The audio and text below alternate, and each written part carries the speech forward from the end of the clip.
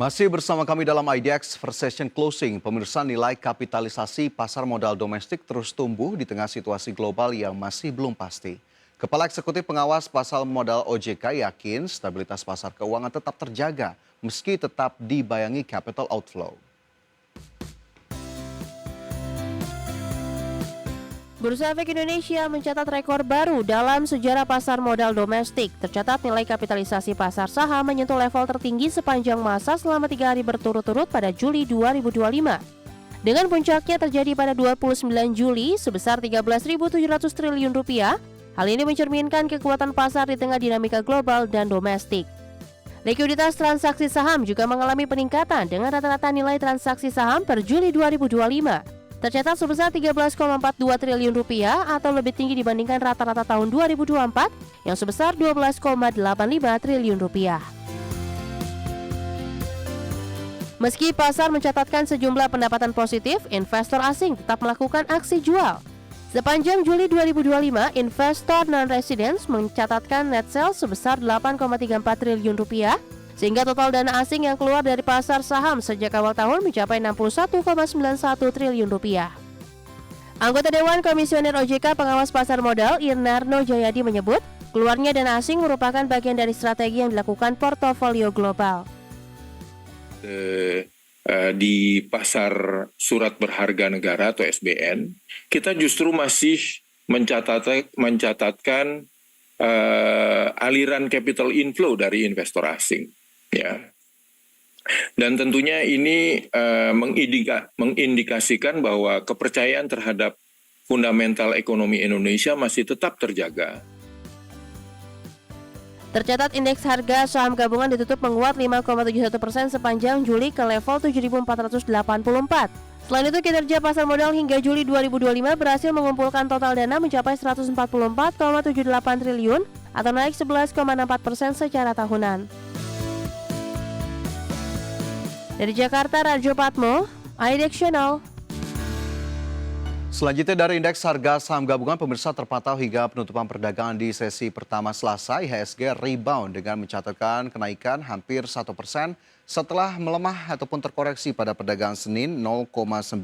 Adapun pada perdagangan di sesi pertama, pada perdagangan Selasa IHSG menguat 0,96% ke level 7.536.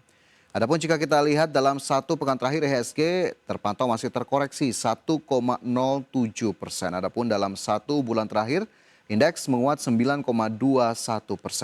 Sementara itu jika kita lihat dari sisi nilai transaksi pada perdagangan di sesi pertama, investor mencatatkan 10,24 triliun rupiah di pasar saham. 301 saham menguat, 331 saham lainnya melemah, dan 324 saham bergerak stagnan. Penguatan dari indeks harga saham gabungan ditopang oleh sejumlah saham-saham big caps, dan untuk lebih lengkap kita cermati dari saham-saham yang masuk dalam kategori top gainers pada perdagangan di sesi pertama pada perdagangan Selasa.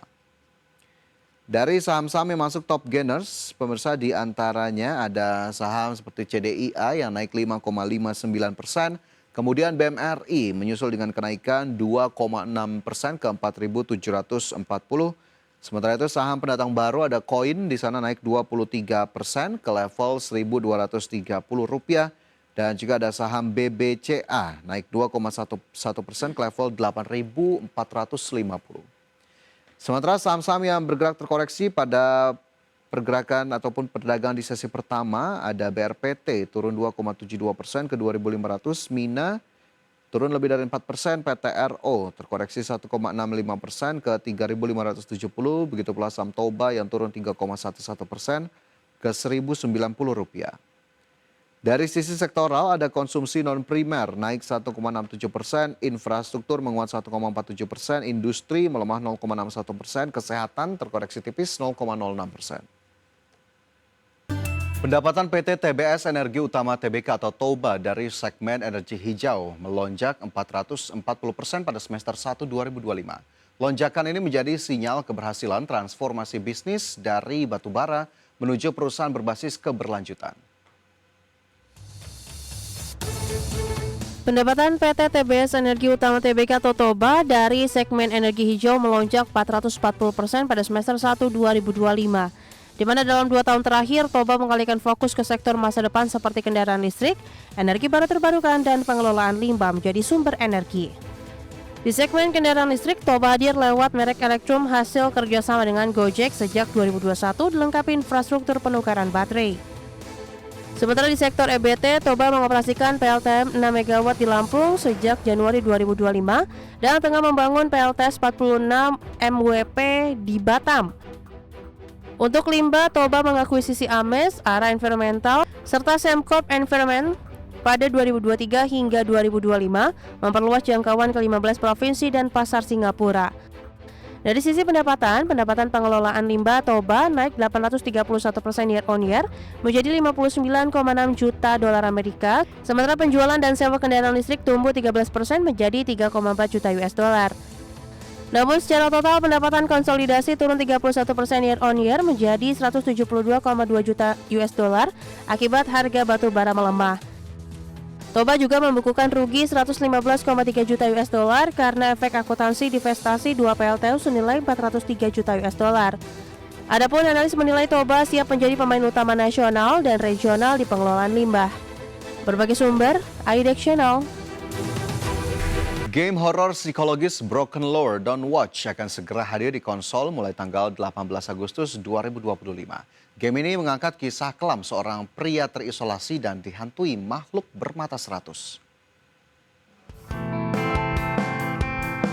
Sojiku Games dan Sedavani Production mengumumkan kehadiran game horor psikologis berjudul Broken Lore Don't Watch untuk konsol PlayStation 4, PlayStation 5, Xbox One, dan Xbox Series X dan S. Game ini akan tersedia secara resmi pada tanggal 18 Agustus 2025. Sebelumnya, game ini telah dirilis untuk platform komputer melalui Steam pada tanggal 24 April 2025. Versi komputer mendapatkan sambutan positif sebelum akhirnya diumumkan untuk konsol. Pemain akan memasuki dunia batin Shinji, seorang hikimori yang terisolasi di apartemen kecilnya di Tokyo menghadapi tekanan hutang, tagihan menumpuk, dan kurangnya pengertian dari keluarga. Hidupnya hanya berpusat pada permainan video, tetapi tekanan psikologis terus menghantui dia semakin dalam. Game ini menampilkan entitas menyeramkan bernama Hyakume, makhluk dengan 100 mata yang mengintai dalam bayang-bayang. Versi konsol dari Broken Lore Don't Watch dibanderol dengan harga 1.430 yen Jepang, setara dengan Rp155.000. Berbagai sumber, IDEX Channel.